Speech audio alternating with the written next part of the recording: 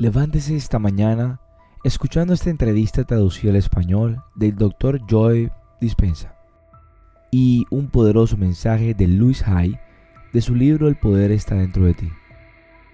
Deberíamos ser lo suficientemente valientes como para contemplar nuestras vidas, hacer lo que pensamos que era fuera de la caja y hacerlo repetidamente. Cuando hacemos eso, estamos en camino a un mayor nivel de poder personal. Una actitud es un ciclo de pensamientos y sentimientos a corto plazo experimentados una y otra vez. Las actitudes son estados abreviados del ser. Si unes una serie de actitudes, creas una creencia. ¿Has detenido tu día a día para observar cuáles son tus pensamientos constantes? Pregúntate, ¿qué tipo de pensamientos tienes? ¿Te están llevando al lugar correcto? Pensar y pensar, lo hacemos constantemente, todos los días. Miles de ideas se cruzan en nuestra mente, tanto que los estudios científicos han determinado que podemos llegar a tener alrededor de unos 60.000 pensamientos al día. Si nos paramos un momento y reflexionamos sobre ellos, nos daremos cuenta de varias cosas. La mayoría se repiten, gran parte de ellos son negativos y además muchos se refieren a hechos pasados. La cuestión es que lo queramos o no, tal y como dicen los expertos, estos influyen en nuestro estado emocional, en cómo nos sentimos y al final pueden determinar nuestro comportamiento.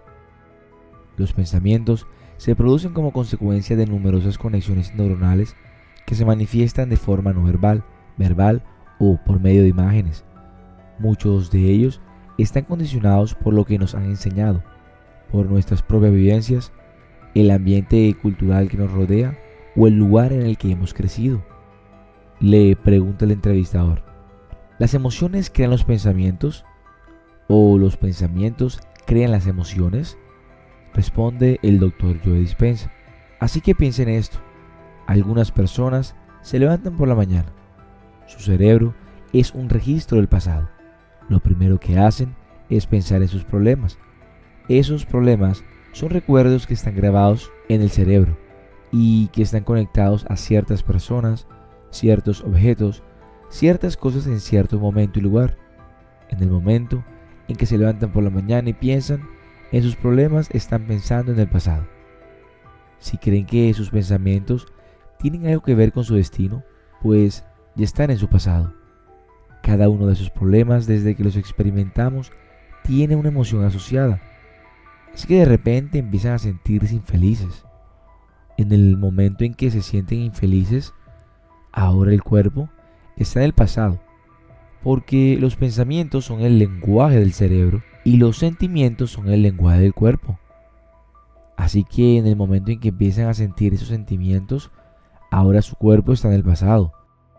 Así que ahora vuelven y empezaron con una pizarra limpia y no sintieron nada y entonces están, oh, me vuelvo a sentir feliz, vale, vuelvo a ser yo mismo. Porque prefieren sentirse infelices a no sentir nada. Así que naturalmente el vacío de esa emoción está influyendo. El cuerpo está influyendo en el cerebro para que piense, para que produzca las sustancias químicas, para que se sienta. Algunas personas simplemente se levantan por la mañana y no sienten nada, y de repente buscan ese sentimiento.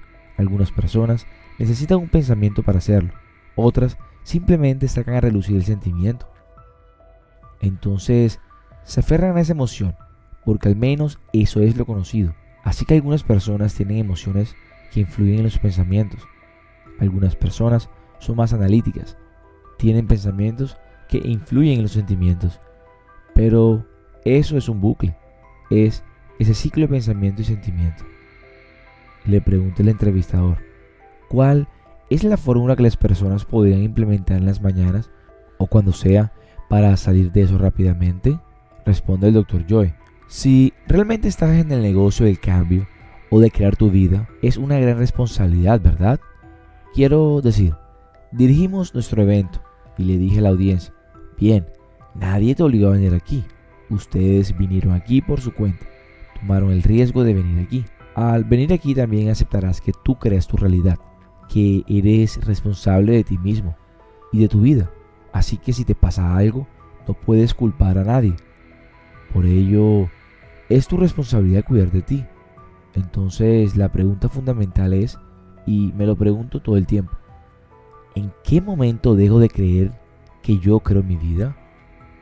Cuando las cosas van mal, entonces, de repente decimos cosas como, yo no creé eso, esa persona me lo está haciendo. Es nuestra reacción y respuesta a una condición ambiental que está causando volver al pasado. Esa es la emoción. La emoción familiar es el pasado. Y estoy en el viaje y me sorprendo siendo eso. Si realmente estoy en la práctica todos los días y puedo cultivar un sentimiento, no en el momento en el que no estás preparado. Tu meditación es la preparación de la mente y el cuerpo para esto. Así que no me levanto en mi meditación hasta que estoy enamorado de la vida. No creo que nada vaya a ser ilimitado hasta que me sienta ilimitado. Y si estoy practicando el sentimiento ilimitado cada día, practico la conexión con las emociones de mi futuro. Estoy en las gradas y estoy en el campo. Si estás en las gradas y estás tratando de no reaccionar ante la gente y las circunstancias, no tienes la práctica o el conjunto de habilidades sobre cómo crear esa emoción, porque no has estado practicando cómo crearla. ¿Y por qué no cerramos los ojos y lo hacemos? Porque el entorno es muy seductor, porque no nos quedamos quietos, sino nos movemos porque vas a querer levantarte y orinar, y comer, y tomar una taza de té, y sentir. Así que ahora le estás diciendo a tu cuerpo, oye, quédate, te voy a alimentar, vas a tomar una ducha, vas a tomar un café, puedes jugar con tu móvil, puedes enviar mensajes de texto, puedes hablar mal, puedes hacer lo que quieras, pero ahora mismo tú no eres la mente, yo soy la mente, y vas a sentarte y quedarte hasta que termine. Y cuando te condiciono las emociones del futuro y tengo una imagen muy clara de quién voy a ser este día, y no me voy a levantar hasta que me sienta así, te garantizo que te vas a encontrar con todos esos pensamientos inconscientes. Va a surgir ahí mismo. Quiero que se familiaricen tanto con ello, tan conscientes que no se vuelvan inconscientes, que no dejen que ese pensamiento, no puedo, se deslice por su conciencia sin control.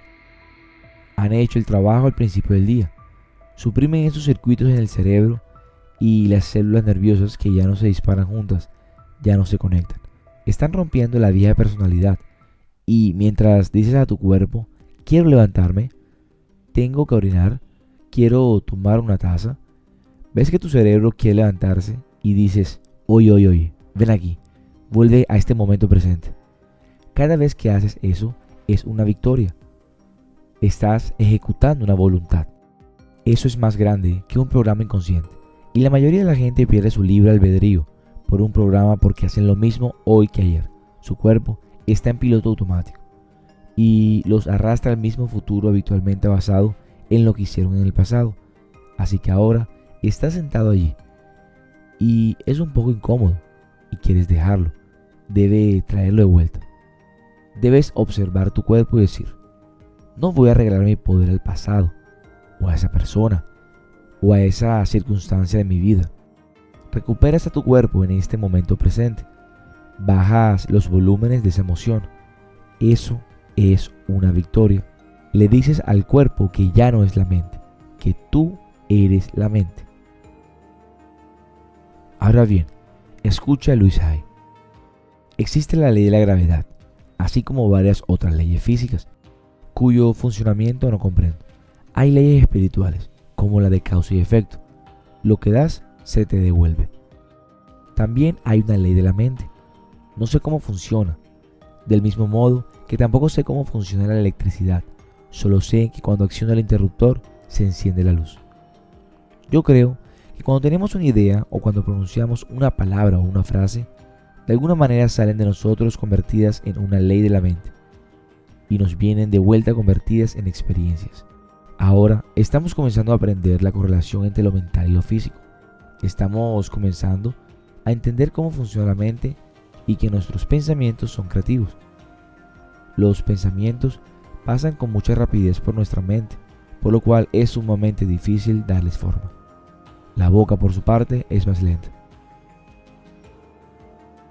De modo que si empezamos a dirigir nuestra forma de hablar escuchando lo que decimos y no dejando que salgan de nuestra boca palabras negativas, podremos ir dando otra forma a nuestros pensamientos. Escucha, la palabra hablada tiene un poder enorme y muchos de nosotros no nos damos realmente cuenta de su importancia.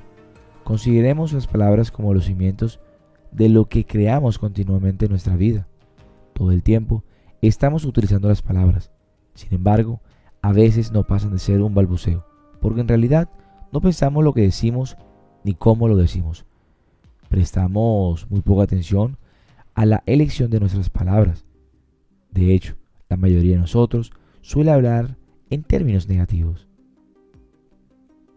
Cuando éramos pequeños, se nos enseñó gramática.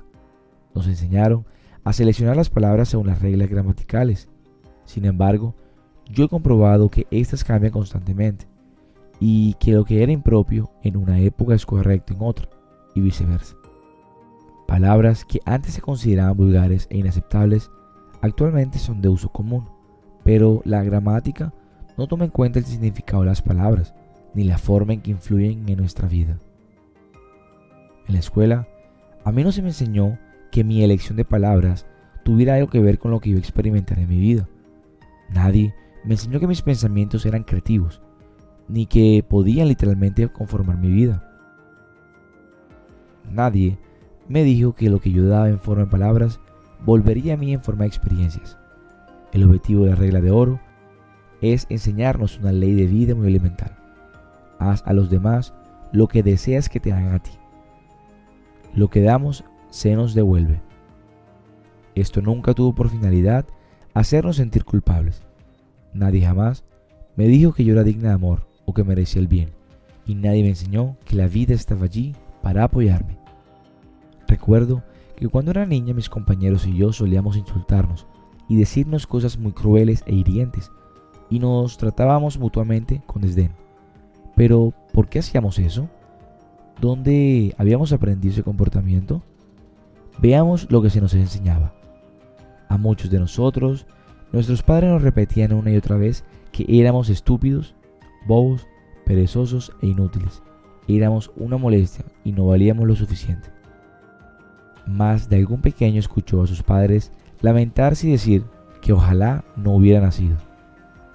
Tal vez nos encogimos asustados al escuchar esas palabras, pero no comprendimos lo profundamente clavados que quedarían el dolor y la herida. Déjanos tu comentario, cuéntanos qué fue lo que más te gustó, cuéntanos de dónde nos escuchas y comparte con esas personas que creas que les pueda servir esto. Dale like, suscríbete y nos vemos en el próximo episodio.